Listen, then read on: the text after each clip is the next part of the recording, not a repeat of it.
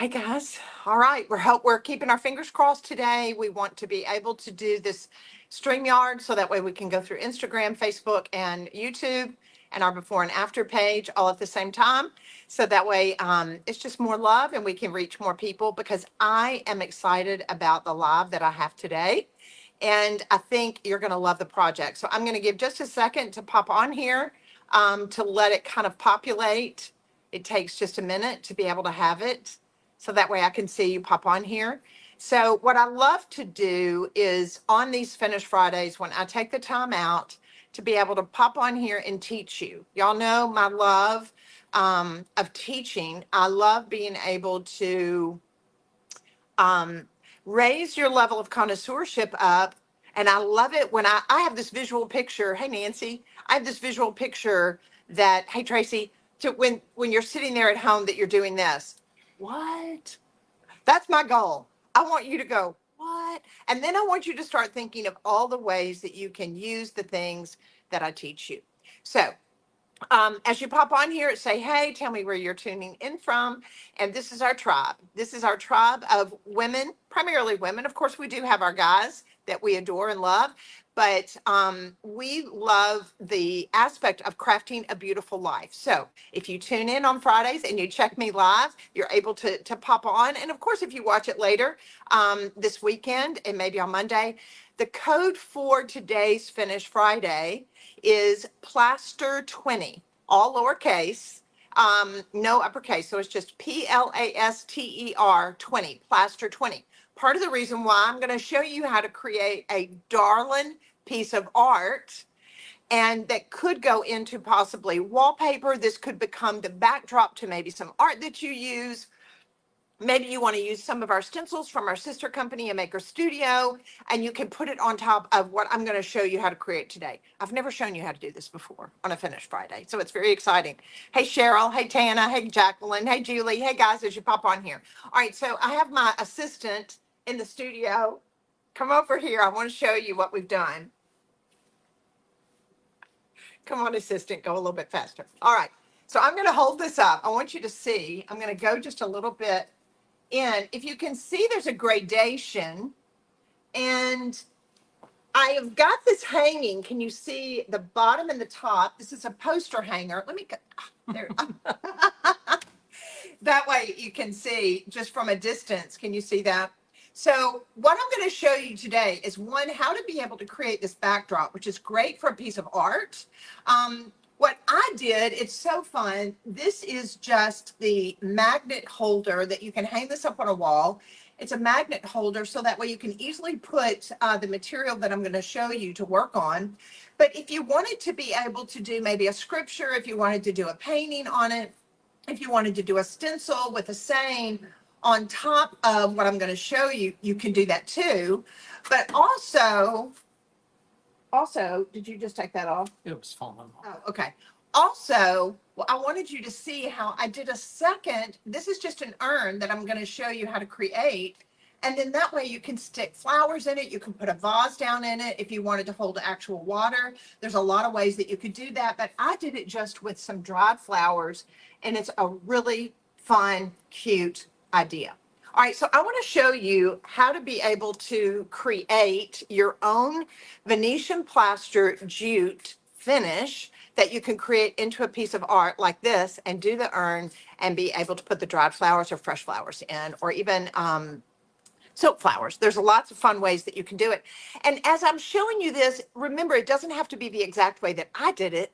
You'll come up with something even better and more creative. There's all shapes of urns that you could do. There's all different ways. And of course, even the finish that I'm showing you may become the backdrop to a painting. This is something even that you could do as a mural. I have done this as murals. I actually did this as wallpaper years ago. There's companies that do this and it costs $1 bazillion. You can make it the DIY way and it can be amazing. So, all right, I'm going to go on and turn this down. Again, as you pop on, say, hey, tell me where you're tuning in from. If this is the first time that you've ever tuned in, my name is Amy Howard, and I am the mother maker here at Amy Howard at Home. And I love teaching you how to craft a beautiful life. The code today is Plaster 20. You'll get 20% off on all of the plaster. and all of the Toscana milk paints that I'm going to be showing you how to work with today. Now, we'll tell you, there's some things that are going to be a little bit different. I'm going to be showing you how to do something. And what I don't want to happen is the old way of doing it. You're going, oh, this is how I mix my milk paint. It's not going to be the same way. I'm going to be showing you, I need you to mix them different and thinner in order to get the look that we're going to be executing on this jute. So I'm going to go on and turn this down, but and as you ask questions later, Jean and I will go back. We will, and our team at Amy Howard at Home, and we'll answer your questions because we want to make sure that you have that information. So all the storm has passed. Oh, praise God, Robin. I hope everybody is okay. Robin, Susan, Christine, everybody. Hey guys. All right, so let's go on and turn this down. Let's turn this down, and I want to be able to have it so you can see what it is that I'm working with.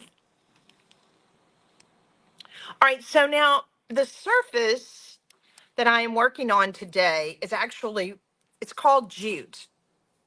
In a lot of terms, the circles, people call it jute, Jute. But jute is also burlap. So you can get burlap from fabric stores, Joann's. You can buy it on Amazon online. Now, there are different jutes. There are different burlaps. And I want you to get the thicker burlap that I like this natural color. It's kind of scratchy, but it's thicker. I don't want you to get the thinner, more flimsy. This is thicker. Was there a milligram on this, by the way? No, it was just tight weave. Just a tight weave. That's a good word. So not too big of an open weave. You want to do a tight weave burlap. I like working with a natural color. So the first thing we're going to do as far as laying this out for the finish that we're doing is we're going to be working with our Venetian plaster. Now this is very important. All plaster is not alike because I like doing this with art pieces. I love being able to create pieces like this, and of course doing it on furniture. It's important that you use a true Venetian plaster. And this is basically 3 ingredients. It's calcium carbonate, lime, and marble dust. That's what is in this, and you're going to mix it. It's going to be in a powder form. So those of you that maybe have not seen this before, I'm just going to open this up because I want you to be able to see it. So it's in a powder form like this. And you're going to mix it with just regular tap water. When I am mixing my Venetian plaster, I like to mix it with warm tap water. If you do it with cold, it's going to be harder to be able to stir, not hot, just kind of a room temperature or a warm tap water. So you're going to mix it up to be about the consistency of really thick sour cream. So I'm going to hold this up because I want you to be able to see. This is going to be very important. So see how long it takes for that to pop down in there like this. If you want it just a little bit thinner, you can. But what may happen, if you want to get by with one coat, possibly one with just a touch up, if you make it a little bit thicker, it's going to be nice. Now, what I do want to make sure that you do when you're doing the plaster, don't try to put it on so thick the first time that you have it cracking.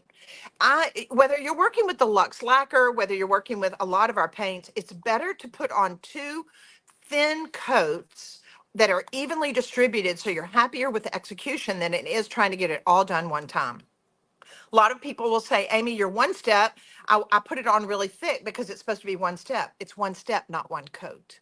So I want you to remember that whether you're doing plaster, whether you're doing one step or you're doing lacquer, let's put it on thinner. Don't worry about the jute showing through. And then that way we're going to be happier with the execution. So I can see you, Mary, Portia, Christine, everything. Your grateful student.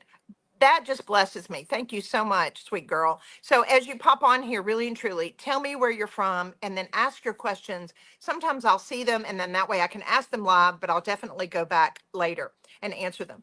So I've mixed up the Venetian plaster with my tap water. I've got it this consistency. And now I'm going to be working with a trowel. You don't have to work with a plaster trowel. A plaster trowel is going to have these rounded edges on them.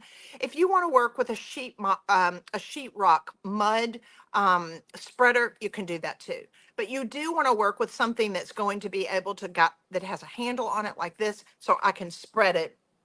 If you have a large putty knife in your garage or your tool shed, a large putty knife will work as well. So I'm going to go on and take some of my Venetian plaster. And I'm going to just go on and apply it to the edge. I'm going to spread it out. I want to make sure that it's pretty nice and even. Now, you'll notice what I'm doing. I am putting it on the inside of the trowel. I'm not doing it on the outside. And that way, when I'm as being right-handed, I can do it out here or on the inside, but I'm going to be spreading it. I don't want it everywhere. I want it on one side or the other. It's going to give me a little bit more control when I'm actually executing it. One thing that you can't see, and I want you to make sure that you see it, underneath my jute, I have a piece of masonite board. You can do a piece of wood if you want to. Part of the reason why I am not using cardboard, some people will say, well, Amy, can I just use cardboard? Cardboard is corrugated. And so when it gets wet, you're going to start to get the texture from the cardboard into the jute or the burlap. Does that make sense? So I would not use cardboard unless you want to be able to get that look. And that's probably a lie that I need to do. There's a trick that I've done and created a great finish. So note to self. So I'm just going to go in and pull this down. I do have a backing on it, tempered masonite, a real thick piece of sheetrock, masonite board like this, any of those will work. So I just don't want you to do cardboard. All right, so now I've got my plaster here and I'm going to start applying it. And I want you to kind of see as far as the consistency of it. As I'm spreading this on, I want to make sure that I don't get it too thick. And I'm going to hold this at a 45-degree angle. I'm going to hold it like this because as I'm spreading it, I'm going to see some of these fibers come through, and that's okay. A lot of you may think, I can still see the brown from the burlap underneath there. Is that a problem? The answer is no. Because if we can get it all nice and even on this first pass, we're going to allow it to dry for probably a couple of hours. If it's really hot, if you want to sit it outside, it will not hurt it because we've still got August weather and we're able to put things outside and have them dry fairly quickly. Now, watch how I'm going over from this side. I'm filling in my negative space and I'm kind of merging it into what I had done. I just want to make sure that they're both the same. You can come back on top of it if you need it to be able to get all spread out like that. So this is about the consistency that I want you to be able to go for on your first pass. So I'm continuing to load up my my plaster onto my trowel or my putty knife, and I'll keep spreading it out over my burlap all the way. So let's say you're creating a piece of art with this. You're going to want to go off the edge all the way down. If you're wanting to create some wallpaper, which is a great idea, I used to do it. And I get kidded because I had my children help me when they were growing up. And I would paint these and do gilding on it, designs, the whole 9 yards. But if you want to be able to create it into a wallpaper or a mural, you definitely can do that too. You can do the same process that I'm showing you today. You want to just do one pass first, and then I would not cut it to size. I would be working with it where I would roll it up and work in long sheets. If I've got a 9-foot wall, I'm going to make sure that I do it about 9.5 so that way I can trim it. But this is about the consistency that I want you to be able to have as you're putting the Venetian plaster on top of your burlap. All right, so now I'm going to allow this to dry about 2 hours. I'm going to put on another very thin, even coat, and then it's going to dry. So now I've done this before we went live. So I'm going to move this just a second. Guys, take advantage of what we have available for you when we do these finished products. There's a code. It is Plaster 20. You can get Plaster 20% off in any of the products that I'm working with. So I'm getting ready to show you how to do the Venetian plaster with your milk paint washes. All right, so let me move this down so that way you can see it. All right, so I just want to check the questions. Hey, Megan. Hey, Sue. Hey, Port City Peddler. Hey, Rita. Hey, guys. All right. So, and share this video. Tag some good friends that you know love crafting a beautiful life too. And your name is going to go in for a drawing that we're going to be giving away products that you'll be able to use on your own projects. And all you have to do is share the video. So that sharing is. How long is the code good for, Amy? The code, I believe, is good for 4 days. I think that's about right. It's Friday, Saturday, Sunday, and Monday. The code is good. So that way it allows everybody that sees the video and is doing this time to be able to get their products in and order it. So, Gretchen, you may have done this before, and I'm guessing you're in my inner circle, but let me show you. I want to bring this again. So this is the project that we're going in for, that we're doing. So I'm showing you how to create this piece of art. So we've got our base coat on our plaster piece. And I'm coming back, I've done a gradation from kind of a creamy peach color going down into the green. And then I've created an urn that is basically I've glued on the edges to be able to stick these dried flowers in. And look at that. So that way it's gradated, so it really does become kind of a piece of art. So let me see. I'm wanting to make sure. Can you add acrylic gesso with the plaster? Not on this technique. I would not do that. I think it's best to stay with the pure plaster because the plaster and the milk paints are all meant to go together as far as being able to get this look.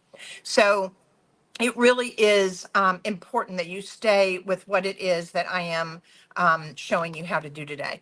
All right, so now I'm going to set this aside because I want to walk you through the process, and I know many of you are on lunch breaks, and I want to make sure that I show you. So these are the colors that I'm working with today. Now, all of the milk paints will be for the code that you use. You can get any of the milk paint colors, not just the colors that I am working with, at 20% off. So I'm working with Daddy's Girl, Topiary is my green, Debutante is my lighter pink, and then Central Park. These are the four colors that I am working with today. So I've got Central Park, Topiary, Daddy's Girl, and Debutante. All right, so now one thing is, those of you that are on here, answer this question. As a rule, when you're mixing up your milk paint, what is the percentage of milk paint to water? Do y'all remember? I need a little clock just kind of ticking. What is the percentage of the milk paint to water? As a rule, it's 1 part water to 1 part powder. But now what I'm doing today is I want you to think about, yes, you're right. It's 50-50. Good job. Good job, Jessica. Good job, Angela. Good job, Jacqueline, Brenda, Lords, Gretchen, Teresa. Good job. All right. Good job, Megan. All right. So it's normally 1-to-1. What I want you to do, though, when you're going to be creating a backdrop to a piece of art like I'm showing you today, we're going to be working a little bit thinner because we've got two things going on here. We've got this plaster that we've put on top of this jute. You see the cracking that's starting to go on naturally, which I adore, but it's very, very absorbent. And then if I have a plaster that I'm doing on this piece of art and with my milk paint, if I don't thin this down and wet the surface before I get started, what's going to happen? The brush and literally where I brush that on is just going to stop and it's going to soak into it almost instantly, and I'm going to see brush strokes. So I've got to fight against that. So I've got to do two things. I've got to make sure that I thin this just a little bit more. So I'm going to do 2 parts water, 1 part milk paint. And then the other thing I'm going to do is I'm also going to be using water. I've got to wet this as I'm working. So I'm going to go on and I'm going to just spritz my plaster that is dried. This dried 2 more hours after I did my second coat. If you're just now popping on, go back and watch the very beginning of the video so that way you can see. So I'm spritzing this with a fine mist. It is not a big spray. It's a fine mist. I think we're getting a little bit of echo. I don't know why. So I'm going to spritz this all the way down.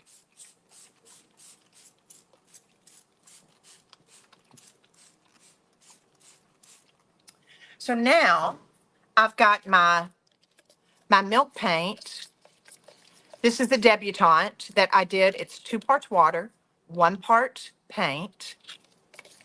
And now I'm going to take a chip brush. You know, I'm going to be doing a live on tools to use with paints. The tools that you use are very, very important. If I'm working with milk paint, I'm going to be working with a chip brush. I want a very thick chip brush like this one, but I'm going to be working with a chip brush, not a synthetic brush. So now I'm going to go on and dip that inside here. And I'm gonna pull this down a little bit because I want you to be able to see. I'm working from the top down. So I am working from light. My debutante is my lightest color. I'm gonna gradate down and I'm gonna go into Daddy's Girl, which is a little darker rose. Then I'm gonna go down into my green, and then I'm gonna gradate into a little little blue. All right, so now I wanna make sure I'm talking so much. I'm gonna miss this just a little bit more. This cuts down on how quickly it's gonna be absorbed into my milk paint and my gesso and my plaster. All right, so now I'm going to spread this into wet. This is wet. I am literally spreading this milk paint into my wet plaster that has just been, not wet plaster, but just that it's been dampened with the water. All right, so now I'm able to kind of come back. I'm very careful because I'm constantly overlapping. I'm lifting up my brush a little bit so it's not quite as heavy. And then I'm gonna have some cheesecloth. If I see anything where I see brush strokes, I'm gonna come back and just kind of dab it like that. So I'm gonna work my way down just a little bit.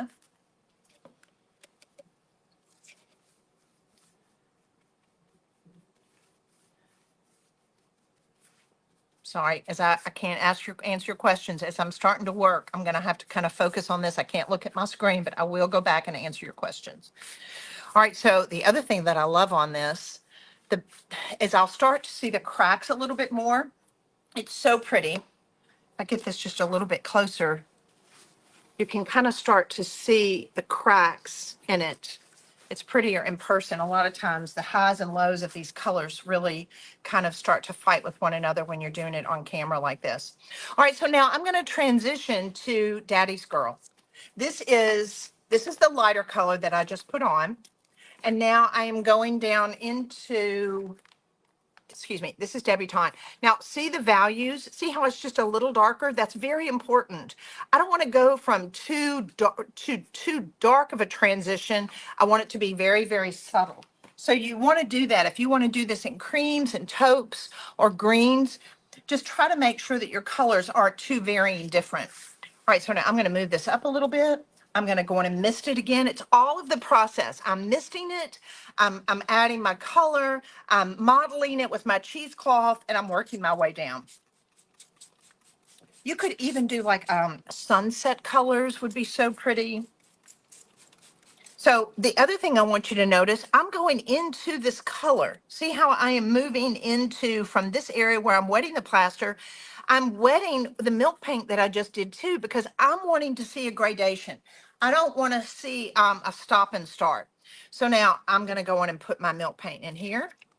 Again, it's mixed 2-to-1, 2 parts water, 1 part paint,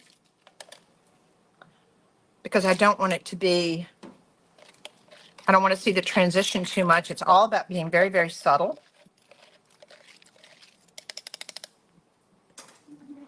Want to spritz this again just a little bit because it will evaporate fairly quickly. If you get a phone call, if you have to walk away, please spritz it with water. Make sure this is moist. I don't want you going into dry plaster trying to get a gradated look. All right, so now I'm going to come into that color. Look at, I'm going to come up just a little bit. Again, it's a very light touch. If I need to, I'll come with my cheesecloth as I start to transition into that color, because that way now I don't see, it's just gradual as I see going from that paler color into this darker color of Daddy's Girl. So now I'm going to come down a little bit. What would be really pretty is to have this as more of a monochromatic piece of art. Could be so pretty. You don't have to go into the greens if you don't want to, but I wanted to kind of show you how you could do that. So now look how I'm coming back and I'm modeling it. It softens it. The other thing you're going to notice, you may get some of your scratches, your colors, and your cracking start to show up. That's very desirable. Don't let that bother you at all. I absolutely love it. I just want to say this. I know there's a lot of light on this because I'm wanting you to see how to do it. And so there's a lot of light, a lot of highs and lows, but this would be one killer wallpaper. Killer. killer, killer. Can you bring that over to me one more time? I want you to see this as I start to go in now and add in the green. So I want to just show you again what we're going for, what the goal is. So here's my top color. You see, and again, I apologize for the glare. See how now I'm going to transition from this kind of pinky, peachy feeling color down into this green. But I want it to be a gradation. I don't want it to go from a real light color into this. So I've got to continue to gradate this color so I'm allowing it to be able to transition.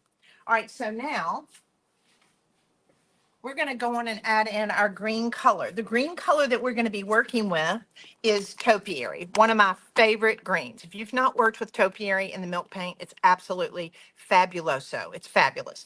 So now, and I like how earthy it feels in comparison to this. We're working with a lot of earthy colors. Part of the reason why our milk paints are made from pigments from Provence. These are not synthetic pigments. These are natural pigments that come from Provence, these quarries. So you're going to be looking at these really gorgeous natural colors. And I think that just really adds when you're creating beautiful artwork like this. So I'm going to go on and move this down just a little bit more because I want you to be able to see how I'm going to transition it. So I came all the way down here, but I'm actually going to come up here to be able to start adding my green. And so what am I going to do? I'm going to mist it. Once you mist this, don't start to go in and try to agitate it because milk paint will double process on you. And it's kind of like, don't mess with me. That's what it's telling us. So let's go on and mist this. I'm going to work my way down on that color. You see how I'm not just misting at the line, trying to think I can gradate it. I've got to go up and I'm going to be working my way down. Again, every time I'm coming in and I'm adding a color, like the topiary or any color for that matter, I've got to make sure that this is damp. All right, so now, let me see, where's my green color? It's hiding from me. Here it is. All right, so now I'm going to go on. Here it is, 1:1. I'm going to add just a little bit more water. Again, 2 parts water, 1 part paint.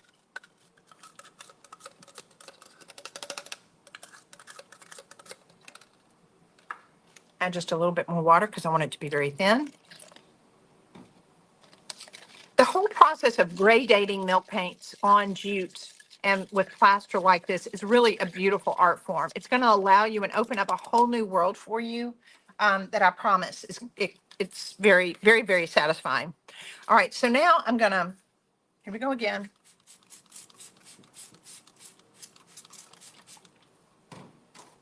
Again, using a chip brush. I don't ever use anything but chip brushes when I'm working with my milk paint. Offload it. I want just a little bit. Because I'm going fairly dark now, I've got my cheesecloth ready. Look how thin I'm putting this on. Now I'm going to work in smaller sections now that I've gone into my green because I want to model it. So I've got my cheesecloth here. What, do you see this? Look at that. You didn't even see that transition. Let me move that down a little bit. I don't want to see a line. I can always come back and add just a little bit more color as I'm transitioning this. I'm going to come down a little bit at a time. If I start to see it dry out, I'll mist it just a little bit more. But my biggest concern is I don't want to see lines where I'm starting to lay this color on. What's interesting is I'm starting to see my cracks pop out even more. It's fabulous. I just love it. Love, love, love, love, love. Love, love. I wish you were here in person. Wouldn't that be fun? Wish you were here in person so that way you could see this. I'm misting this.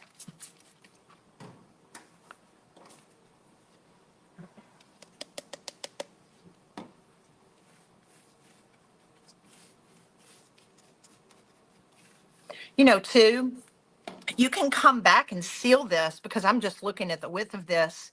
Those of you that love entertaining too, we could make a beautiful runner out of this. This would make a great runner. These could make adorable placemats. You just want to seal them afterwards. Having them gradated like this would be absolutely beautiful. So not just an art form, this process that I'm teaching you could actually become so many different things. I wish you could see the whole thing here. It is so pretty how it's going from this lighter pink that I had with Debutante, going into Daddy's Girl, going into Topiary. Now what are we going to do? I'm going to come back up into this just a little bit, add just a little bit more green. Uh-oh, I messed up. What did I forget to do? Missed. I've got to mist it the whole time I'm doing this. I love the way this looks. It looks totally different than the other one that I did. And a lot of that, please don't judge your projects on the first time. We've got to give ourselves a little bit of grace to learn. Every time we do it, we learn. We learn from our mistakes. What do we tell our kids that, don't we? But we don't give that same grace to ourselves. All right. So I'm coming back in while it's still wet. You'll notice I didn't really allow it a whole lot of dry time, and I've got my washed cheesecloth ready to go. I'm just really working on these lines. I want to make sure that I don't have any lines going on there. Now, I want to show you, only because I used a little bit of it on my other one, but I'm going to show you how I came in with Central Park, added just a little bit of blue into the bottom. Hang with me. We're almost finished. I'm going to pour this in here. Central Park is one of my favorite milk paint colors. If you haven't gotten it and worked with it, take advantage of the code today. Plaster 20 will be good through Monday night to be able to get your Venetian plaster as well as your milk paints 20% off. All right, so now I'm gonna look at that color. Isn't that yummy? Can you see that blue? So pretty. All right, so now I'm gonna mist it again. I'm coming in with just a little bit of blue at the bottom. Again, we're going lighter to darker, all staying a very natural color family. Always working with a chip brush. Don't work with a synthetic when you're doing your milk paints like this on your plaster. I'm just gonna lay in just a little bit of this blue. You know, also a lot of people don't realize you can do this finish on a pretty linen, and you can apply linen with this finish on it with glue to furniture. It makes for a really pretty technique. All right, so now what I'm going to do, I'm going to have T take this over and put it in the dryer. I want you to see how I'm going to go back to this lighter color for my urn that I'm going to put onto the bottom, and I'm going to show you how to create that. So we're going to take another piece. We're going to take another piece of our jute, and you can just draw out a template for whatever you want your urn to look like. It might be a larger, rounder urn. You can print these off on the internet as far as just different shapes that you want to be able to do. My suggestion is to be able to have it folded. You know, we did things like this when we were in grade school. Just fold it, then that way you can draw it off, and then that way you'll get a mirror image of the urn, and that's just what we did. So when I open this up like this, I just traced it out onto my burlap. But now here's a tip that you need to make sure that you know.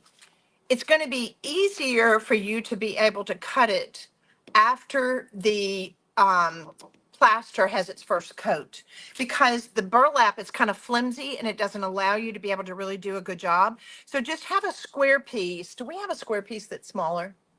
We don't, do we? Just have a smaller square piece and put your plaster on top of it, then lay your template down, draw it out, and then you can cut it, kind of cut into it a little bit with an X-Acto knife, and then that way come back and cut it out with your scissors.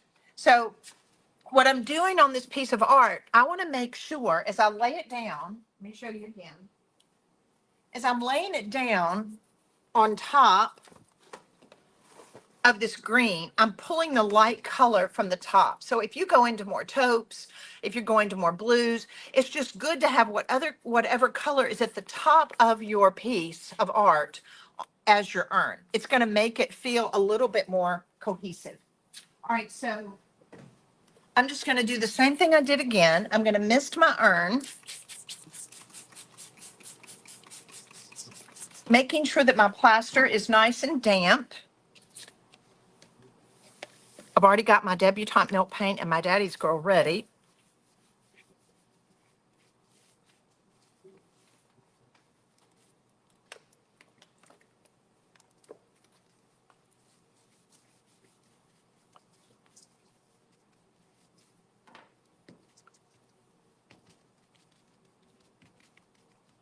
Now I'm going to come back while it's still damp with my secondary color. And I'm going to go over the whole thing. I'm just trying to create it where it's kind of muted.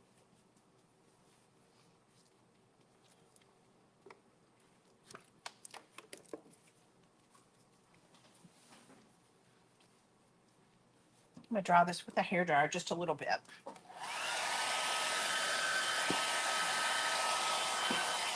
Uh-oh. Tangled up. Just a second.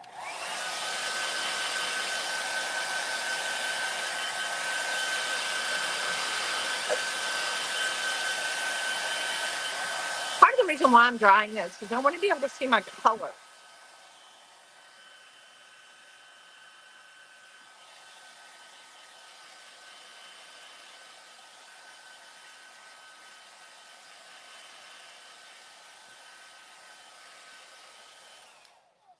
All right. So now I've got my piece. Man, drying made a big difference, didn't it? I'm wondering if that light is creating just a little bit of a glare. Turn it up just a little bit. Point it up. That helps just a little bit because I want them to be able to see. See what I'm saying? Maybe turn it off altogether and let me see if these other, maybe that kind of helps, doesn't it? All right, so now, does that allow y'all to be able to see that just a little bit better?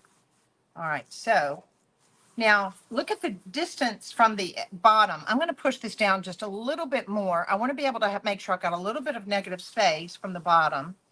And then, so what I'm going to do is I'm going to come back and I'm just going to take a glue gun and I'm going to go around the edge and I'm going to glue this down so where I'm just going from here around all of the sides and the bottom like that. And then that way I've got it to where I can come back and start to put in, after that's dried and it's attached, I can start to come in and place my dried flowers. Now, I like dried flowers. Some people like to do silk flowers, but it allows you to be able to create this image of your urn. Is that not the most fun? So I want to see you. Hold on. What do you think? Is that not the most fun? There's so many things, and I will go back and I'm gonna grab this one more time. I'm gonna go back and answer your questions and kind of go through. So let's go through what we did. We had our jute or our burlap. We want to make sure that we have a tight weave. Don't go with too big of an open weave. I prefer going with more of a natural burlap. And so then we're going to come on top of it with Venetian plaster, nothing else. There's no other product that I added in, just Venetian plaster. Do one thin coat, like I showed you, go back and watch the video. And then that way, allow it to dry for about 2 hours. And then you're going to go back and you're going to put on a second coat, then allow it to dry a couple of hours. Then you're ready to go. You don't have to sand it. You don't have to do anything. The main thing is that I want you to continue to mist it with a fine mister with your water before you put on your milk paints.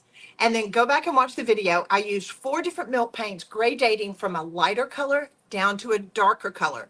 You don't want to do a dark color at the top and then go lighter.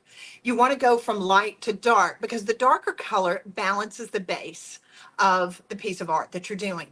And then whatever colors you use to be able to create it, then use the lighter color at the top to be whatever shape urn you want to do. And then glue the sides with your hot glue gun and then just add in your dried flowers, your silk flowers, or whatever you want to be able to do. So the question is, can you use it with caproni wrap? You can't. It won't work. The caproni wrap is not thick enough.